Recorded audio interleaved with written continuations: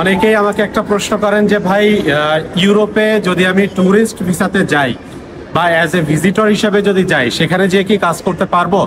ভাই আপনার পরিচয় যতক্ষণ আপনি ভিজিটর বা ট্যুরিস্ট তত সময় বৈধভাবে কাজ করার কোনো সুযোগ নাই। যদি আপনি কাজ করেন সেখানে একটা আইনি জটিলতা হতে পারে বা আপনার সাথে কোনো সমস্যা হতে পারে। শুধুমাত্র ইউরোপের মধ্যে বর্তমানে স্পেনের কিছু ল রয়েছে। স্পেনে আপনি ট্যুরিস্ট ভিসাতে যদি যান বা অন্য কোনোভাবেও যদি সেখানে যান তাহলে কিন্তু আপনি কাজ করতে পারবেন। এক্ষেত্রে কোনো আইনি জটিলতা হবে না বা পুলিশের কোনো সমস্যা এখানে থাকবে না। শুধুমাত্র স্পেন, তাছাড়া অন্য যে কোনো জায়গাতে ইউরোপের আর যে কোনো দেশে আপনি যান সেখানে যে যদি ট্যুরিস্ট ভিসাতে যে কাজ করেন এখানে যদি পুলিশ যদি আপনাকে কোনোভাবে ধরে ফেলে এক্ষেত্রে কিন্তু সমস্যা হবে।